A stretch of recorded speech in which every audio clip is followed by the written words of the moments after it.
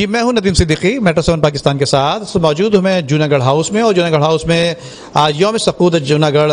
پر جو نواب آف جوناگڑھ محمد جہانگیر خان جی جو ہے، اور ان کے ساتھ ساتھ دیوان آف جوناگڑھ صاحبزادہ سلطان احمد علی جو ہے وہ پریس کانفرنس ہفتے کچھ دیر قبل جو ہے کی ہے انہوں نے، اور انہوں نے کہا ہے کہ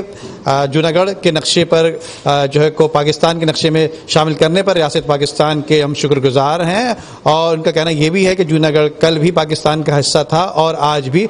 جو ہے اس کا حصہ ہے، جبکہ 9 نومبر 1947 کو بھارت نے جوناگڑھ پہ جو غیر قانونی قبضہ کیا تھا اس کے خلاف ہم جو ہے احتجاج کرتے ہیں اور اقوام متحدہ سے مطالبہ کرتے ہیں کہ برائے مہربانی اس پر جو ہے خصوصی توجہ دی جائے۔ اسی حوالے سے آئیے دیگر لوگوں سے بات بھی کرتے ہیں جو مہمان گرامی تھے اور نواب آف جوناگڑھ سے ہی بات کرتے ہیں۔ آئیے۔ میرے خیال سے اصل میں یوتھ ہے ہمارے ساتھ، وہ آج رات کو ہمارا ایک پروگرام ہے جوناگڑھ فیڈریشن ہاؤس میں، تو وہاں بھی ہوں گے، تو یہاں میرے اور فارنرس کو بلا سکیں، ان سے انٹریکشن ہو، ڈپلومیٹ سے انٹریکشن ہو، گورنمنٹ کے لوگوں سے انٹریکشن، تاکہ یہ ایشو جلدی اوپر سے آ جائے۔ آج کا دن ہندوستان کی تاریخ کی حقیقت کو عیاں کرتا ہے، جس دن نواب سر محبت خان جی نے جو معاہدہ کیا تھا 15 ستمبر کو، اس معاہدے کا پاس نہیں رکھا ہندوستان نے، اور جوناگڑھ پہ انہوں نے 9 نومبر کو قبضہ کیا، اور جو ریاست کا جوناگڑھ کا الحاق تھا پاکستان کے ساتھ، وہ بنیادی طور پہ اس نظریے کا احیاء تھا کہ ہندوستان کبھی بھی ایک متحدہ مملکت کی حیثیت سے نہیں رہا، اس کو ہمیشہ طاقت نے اکٹھا رکھا ہے، اور جب تک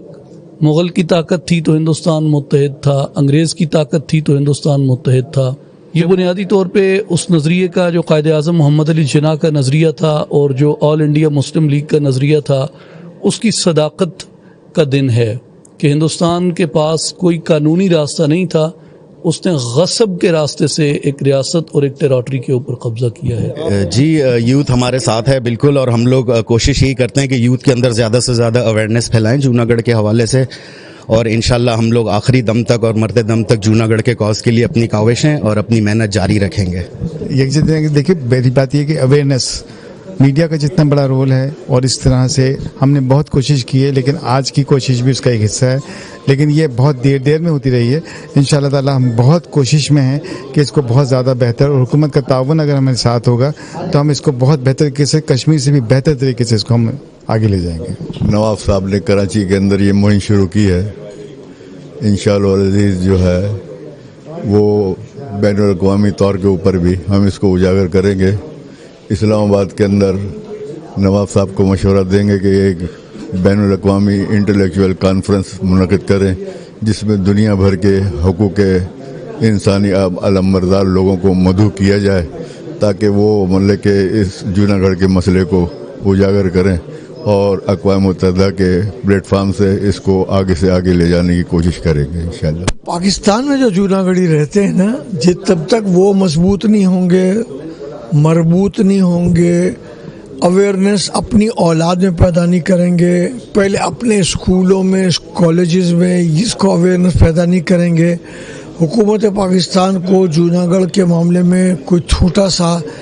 ایسا لیسن بنا کر نہیں دینے دیں گے جو اسکول میں بھی ہو، کالج میں بھی ہو، اور پھر اویئرنیس کے سلسلے میں جیسے ٹیلی ویژن والے آپ سے بات ہو رہی ہے، اس طرح کنٹینیوس رابطہ نہیں ہوگا تو کام نہیں بنے گا۔ پھر جیسے آج 9 تاریخ ہے، آج علامہ اقبال کا یوم پیدائش بھی ہے، تو آج کے دن سے پہلے UN میں بھی یہ اس ایشو کو لیٹر لکھ کر بھیجا جائے، OIC کو بھی متحرک کیا جائے۔ ظاہر کشمیر کا اگر ہائی لائٹ کسی حد تک بھی ہائی لائٹ ہے تو اس میں ان کی قربانیوں کا دخل تو ہے نا۔ عمدہ میں پکائیں اور جی بھر کے کھائیں۔